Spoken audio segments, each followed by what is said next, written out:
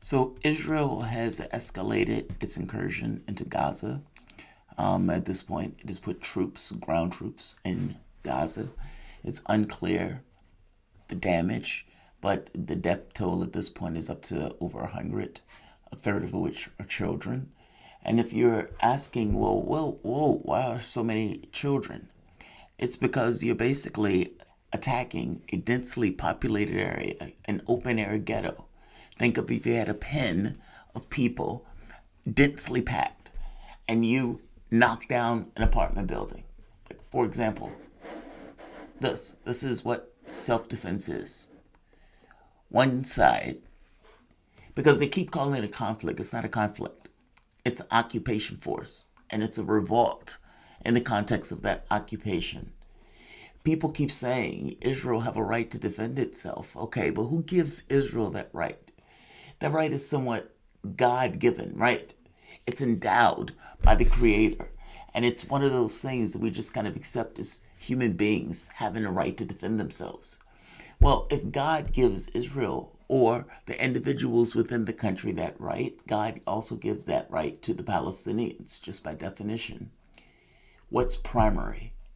What's primary here is that the Palestinians in Sheikh Jarrah neighborhood are having their land stolen, forcibly stolen from them. Do they, that group, have a right to defend themselves? Do they have a right to protect themselves and their property from forcible theft, forcible, basically, deportation or forcible theft of their land? If the answer is yes, then to what degree do they have to defend themselves? Meaning, to what extent? And to what extent do others can come to their aid to assist them in defending themselves? The point that I'm trying to make here is that Israel has been stealing land systemically. And in doing so, they run up against a certain degree of opposition where the group coalesce and pushes back. That is not Israel defending itself.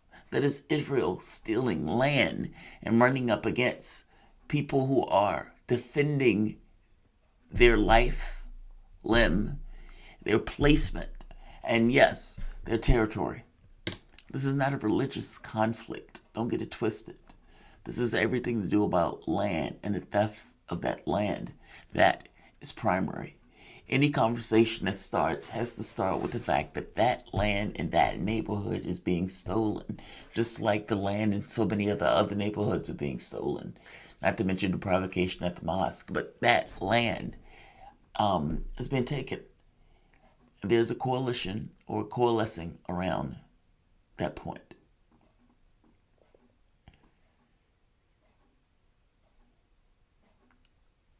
I don't understand why Palestinians aren't given the right of self-defense. That's astonishing to me. It's almost as if they're not human beings in the way that they're discussed and talked about. It's as if they're a non-factor. Fact of the matter is, Israel can make any cockamamie law, rule, or whatever else that they want. It would be no different if you were back in the Native American times and you have all of these white men that are moving into a certain area, and then they set up laws in that area, and then a Native American who basically owned, and not owned in the way that we're thinking about it, but basically was in that area. Well, now that Native American gets captured and put in jail for something that they came up with. Or they go to the person's house and says, hey, we've just appropriated this land. You need to leave. Now, they're going to codify it in law.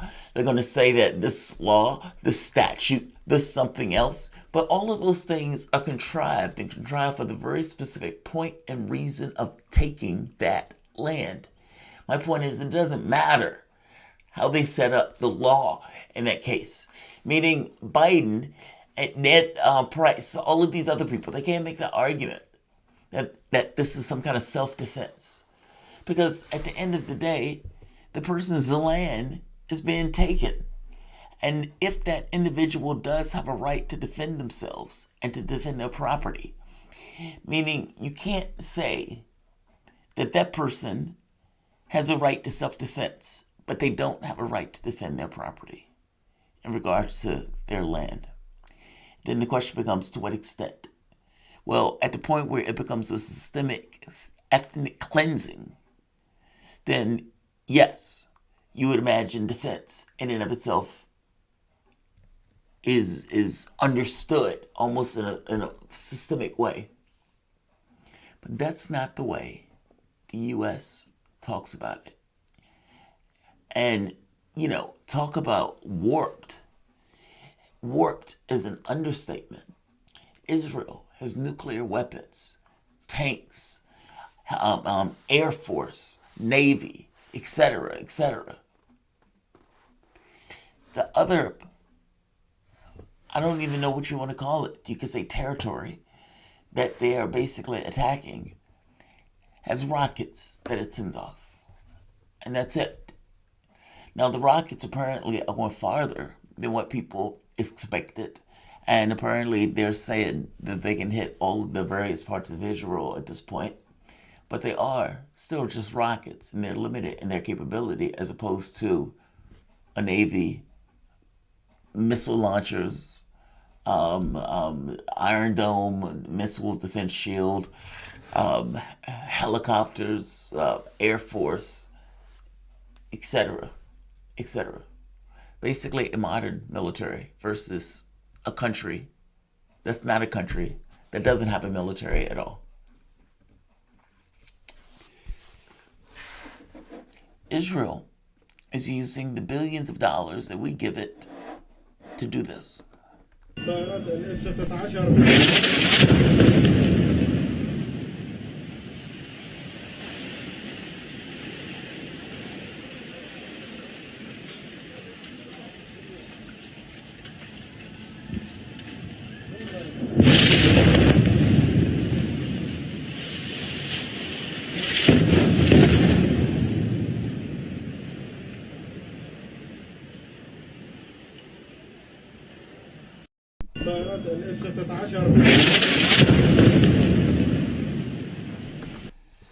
They knocked down, I think, 3 or 4 of those yesterday alone. I'm not sure how many they knocked down today. These are densely populated areas. And in the context of these densely populated areas, the electricity is already spotty, the water is already spotty. And, we're talking about grotesque poverty. And in the context of that grotesque poverty, we're now adding additional strife from the standpoint of attacks. What they would say is, we struck a hub of Hamas. What the truth of it is, that is an apartment building that may have had those various functions in it. But some of those functions are just media. You must understand, Hamas is also a political party. It's not just terrorists in the way that they're talking about terrorists. And honestly, from the standpoint of an oppressive apartheid system, you can't necessarily blame the people who are under that apartheid system for developing a strain of thought that pushes back against the people who are basically running that apartheid system. And so what is taking place here is not this conflict, as they call it. It's an apartheid system, or I would call it a colonial settler project, just like America, or in the same image as America, with the same goals of America, to basically create reservations that they're going to put the various Palestinians in. You can almost make a case that says that's what those things are now, Gaza and the West Bank. In this very specific case, they are bombing airplanes, flying those airplanes, and knocking down apartment blocks. These aren't military targets. These are just apartment blocks. And they're doing it over and over and over and over again. They amass troops at the border. Apparently, they call it up 7,000 reservists and denied them break. And this tweet came out. The IDF and ground troops are currently attacking the Gaza Strip. And with that tweet, they unleash the dogs of war.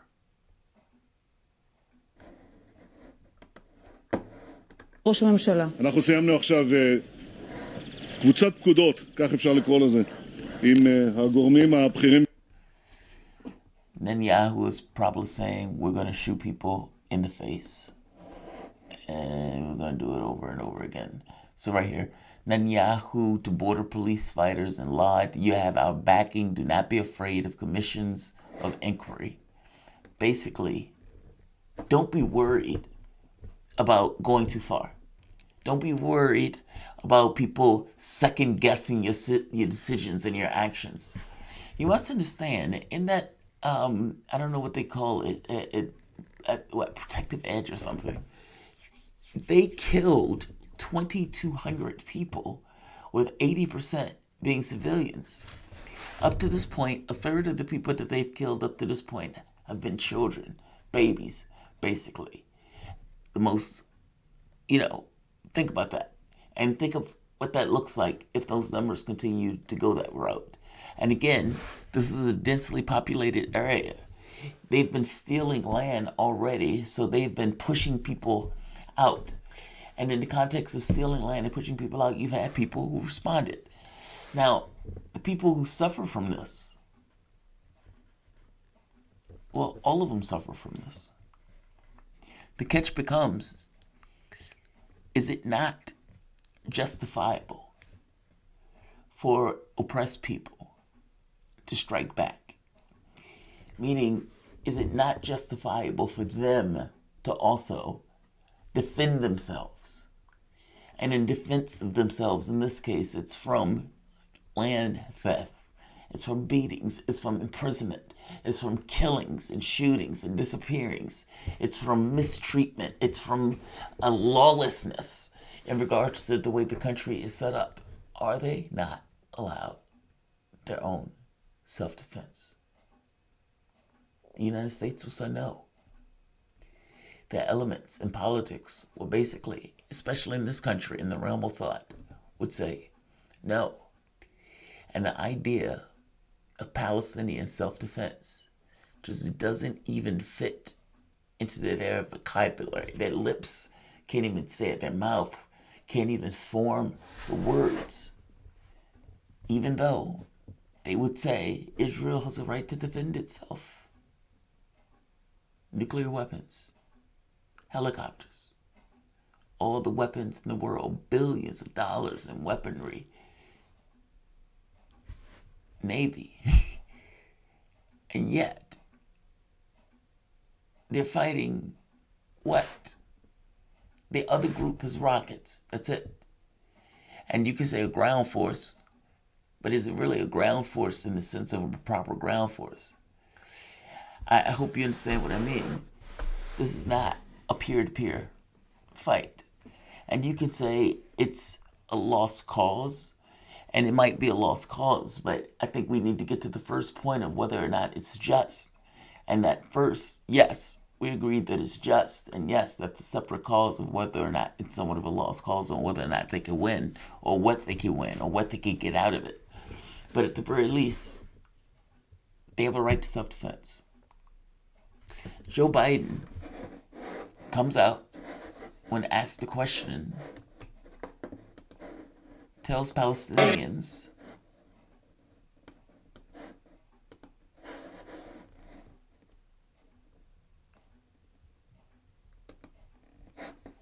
to get lost. Are you concerned about the violence in the Middle East, and can you talk about what conversations you have had with officials there?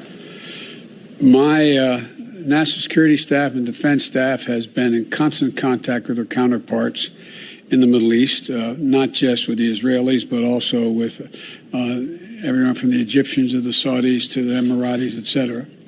And I had a conversation with Bibi Netanyahu not too long ago. I'll be putting out a statement very shortly on that. My expectation and hope is that this will be closing down sooner than later. But Israel has a right to defend itself when you have thousands of rockets flying into your territory. But I had a conversation for a while with the Prime Minister of Israel, and I think that my hope is that we'll see this coming to conclusion sooner than later. Thank you. What's your take on the end of your meeting, sir? Were you optimistic coming out of it today? Which one? What a lazy answer. What a lazy answer. You have thousands of rockets flying into Israel. Why do you have thousands of rockets flying into Israel? Dwell there for 1 second. Why do you have thousands of rockets flying to Israel? Is it possible you have thousands of rockets flying to Israel because Israel is doing horrible, horrible things and is running an apartheid system and is running an open-air ghetto and is continuously stealing more land, ethnically cleansing that area? You can even make a case of genocide in the way that they're operating, especially if they are indeed trying to create a system like America did with the Native Americans. Why are the missiles flying? Dwell there. Do Palestinians have a right to self-defense? That's the question. And Joe Biden doesn't want to answer that question. And I suspect the American media doesn't even have the language, the vocabulary, the thought to bring the question up, especially to Biden or, for that matter, to Jen Psaki. At the very least, I haven't heard him bring that specific question up yet. Do Palestinians have a right to self-defense? Why are the missiles flying at the various cities in Israel? Does Israel have anything to do at all with those missiles flying? I want you to remember this the next time there's a protest and Joe Biden comes out and says, you must stop the violence. Well, wait a minute. Why is the violence happening in the first place? That matters. It's not a trite point. Violence in and of itself is not bad as an absolute. If that was true, then how does the United States justify its actions around the world? It justifies them. It can't be this kind of self-justifying way where violence is bad in one case, but violence is okay in the other case. No. They just don't like it because of what it means from a standpoint of people taking energy and momentum into their own hands. And it breaches this notion of the idea that state is the entity that dispenses force. That's what it is. It's not right, wrong, good, bad, anything else. It just is. Just remember that next time in regards to your scale when you're putting weight onto something that Joe Biden is saying here. He is entirely, completely discounting the Palestinian element and is basically telling them to drop dead. They are invading. They've invaded. And who knows how many people they're going to kill, how many people they're going to murder. And Bibi has just given them a license to do so. And Joe Biden has basically told them the coast is clear. He is going to protect them, and the language is going to be Israel was defending itself to the tune of thousands of Palestinians dead. That's going to be the language. The question becomes, how sustained will this be? Now, apparently, there is a large number of Israeli Palestinians that, Palestinian Israelis that are also protesting to the point where the military is basically taking those various cities. You also have mobs of fascists basically roaming the streets, pulling Palestinians out of their car and beating Palestinians. There are also apparently Palestinians going after Jews or Israelis in the same way. I think the instance of Jews and the fascist mob going after Palestinians is higher. Because honestly, the country, for the most part, is a fascist state. They don't see it that way just because it's a fish in water. But anybody else, especially if you're Arab, it's a fascist state. There is no left in that country in the way that we would think of left. It's all right-wingers. And so when you have that level of group thought, all in one sense, you start getting this sense, if you think back into the, slavery days or the Jim Crow days, and you think to yourself, well, did they really think that what they were doing was bad? Did they really know what they were doing was bad? Or did they convince themselves that this is okay and this is the order of the world? Well, look at what Israel is doing. Do they know that what they are doing is bad from the standpoint of their political ideologies and identities? Do they know that it disenfranchises a group? Yes. It's self-interest. And self-interest allows you to ignore a lot of bad shit. Joe Biden has just told Bibi the coast is clear for you to do whatever you're going to do in regards to the number of people that you're going to kill. And like I said last time, they killed over 2,000 people. And 80% of those people were civilians. And I forget the number of people that were kids.